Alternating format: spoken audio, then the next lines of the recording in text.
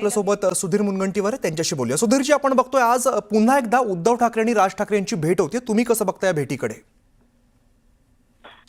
पितृ पक्षामध्ये होणारी चर्चा नवरात्रीमध्ये सफल व्हावी, कारण नसताना एकत्र येण्याची चर्चा त्याचा चोथा इतका बारीक होत आहे की यातून सर्वसामान्यांचा राजकीय नेत्यांवरचा विश्वास आणि राजकीय नेत्यांच्या निर्णय घेण्याच्या क्षमतेवरचा विश्वास हा कमी होण्याची शक्यता आहे.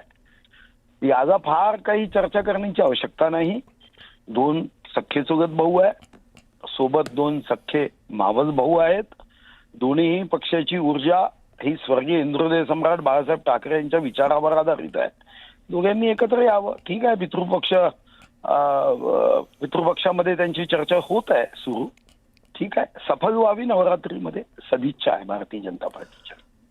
सुधीरजी, राज्याच्या राजकारणात दोन्ही बंधूंचं एकत्र येणं राजकारणाला वेगळी कलाटणी मिळेल असं सुद्धा बोललं जातं. याबद्दल तुमचं काय मत आहे? नाही, आता बेस्ट कामगारांच्या संदर्भामध्ये असंच आपण म्हणायचो. प्रश्न कोण एकत्र येतात यावर कधीच विजय पराजय हा आधारित नसतो. विजय पराजय हा तुम्ही काय जनतेची मनं जिंकण्यामध्ये तुम्ही कशा पद्धतीने यशस्वी होता याच्यावर अवलंबून आहे. आणि काल एखादा पक्ष हा मजबूत आहे म्हणून उद्याही तो मजबूत राहील असा विषय कधीच नसतो. त्यांनाही पुढे जाता येईल, पण त्यासाठी कृती त्या पद्धतीची हवी.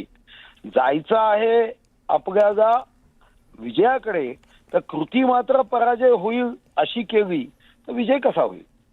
दोन भाऊ एकत्र येऊन त्यांनी निश्चितपणे चांगलं काम केलं तर कदाचित त्यांनाही उत्तम भविष्य लाभू शकतं. बरं, भाजपावरती याचा काही परिणाम होईल असं वाटतंय येत्या निवडणुकांमध्ये? भारतीय जनता पार्टीवर परिणाम होणार नाही जोपर्यंत भारतीय जनता पार्टी आपल्या कार्यकर्त्यांच्या सोबत राजकारणामध्ये नमो मातृभूमी जिथे जन्मलो मी, नमो आर्यभूमी जिथे वाढलो मी या भावनेने काम करताय तर परिणाम कधीच होणार नाही.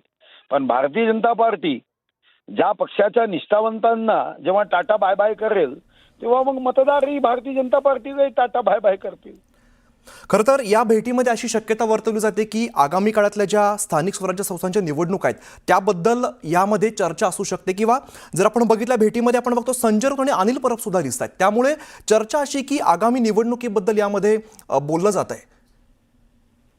मला असं वाटतं की कोणत्याही राजकीय पक्षांनी जनता मतदारांची मनं कसं जिंकायची यावर चर्चा केली पाहिजे. निवडणुकीचा विजय हा त्याचा बाय प्रोडक्ट आहे. माननीय मोदीजींचं ते वाक्य मला आवडतं की कोई भी पार्टी चुनाव जीतने की मशीन नहीं बननी चाहिए, वो लोगों के दिल जीतने की पार्टी बननी चाहिए. तर मला वाटतं की निवडणूक हा बाय प्रोडक्ट आहे. अभ्यास केला तर मेरिट याल. मेरिट मी यावं याची चर्चा करण्याच्या ऐवजी मी अभ्यास कसा करावा याची चर्चा करणं हे जास्त फायदेशीर ठरतं. सुधीरजी, खरं तर आपण बघितलं तर मागच्या काळामध्ये अनेक गाठीभेटी झाल्या. खरं तर राज ठाकरेंचे भाजपासोबतचे सुद्धा संबंध अतिशय चांगले आहेत. तुम्हाला काय वाटतं, दोन बंधू एकत्र येतील?